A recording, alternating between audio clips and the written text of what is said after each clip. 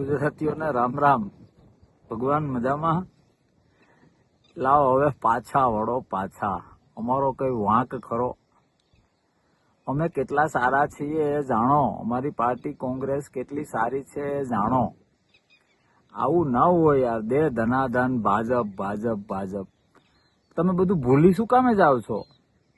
આઝાદી હોય, લોકશાહી હોય, 7/12માં નામ હોય, ઈસરો હોય, ઇફકો હોય, આઈઆઈટી હોય, આઈઆઈએમ હોય, રાઇટ ટુ ઇન્ફોર્મેશન હોય, રાઇટ ટુ એજ્યુકેશન હોય, પાકિસ્તાનના 2 ભાગ હોય, પાકિસ્તાનને ધૂળ ચાકતી કરી હોય. આવું કેટલું બધું છે યાર.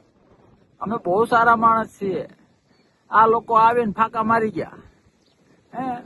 ધર્મ ઉપર અધર્મ ઉપર પડદો રાખીને ધર્મની વાતો કરી ગયા, અસત્ય ઉપર પડદો રાખીને સત્યની વાતો કરી ગયા.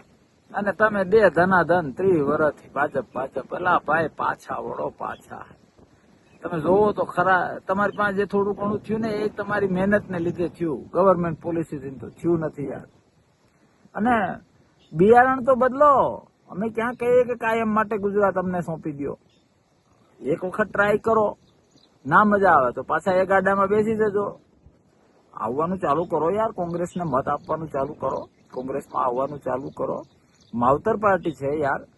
ક્યાં સુધી અમે ગમે એટલી પ્રેક્ટિકલ ને વાસ્તવિક વાત કરીને આવીએ, ઓલા ઢોલ નગારા ને સત્ય અસત્ય ઉપર સત્ય ને અધર્મ ઉપર ધર્મની સાચી ખોટી વાતો કરી જાય ને એ વાતોમાં તમે આવી જાઓ ને દે ધનાધન ભાજપ ભાજપ.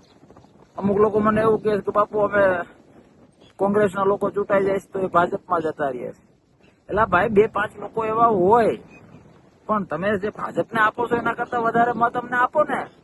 અમારી તાકાતથી સરકાર બનશે તો એ લોકો અમારામાં આવવા માટે લાઈનમાં લાગ્યા હશે.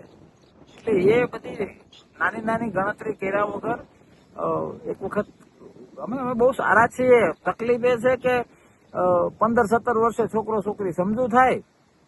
30 વર્ષથી ગુજરાતમાં સરકાર નથી એટલે 45-50 વાળાને તો ખબર જ નથી કોંગ્રેસ અને કોંગ્રેસના લોકો કેટલા સારા છે.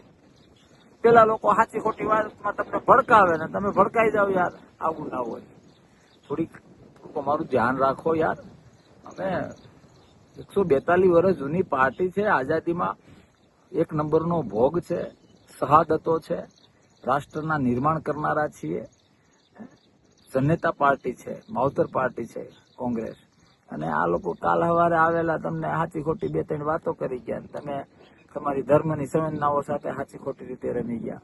ધર્મના નામે અધર્મ કરી ગયા, સત્યના નામે અસત્ય કરી ગયા, નીતિના નામે અનીતિ કરી ગયા. તોય તમે દે ધનાધન ભાજપ ભાજપ. આવું ના હોય યાર. અમારો વારો આવવા દો.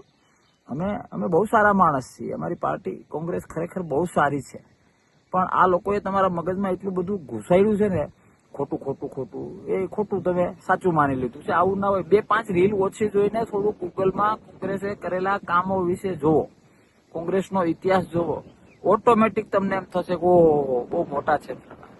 હાલો, સાચી ખોટી વાતમાં એકાદ વખત માણસ છેતરાઈ જાય, ગળે ઉતરે. પણ તમે તો યાર વર્ષોથી એકનું એક આવું ના હોય. Please try to understand and vote for Congress.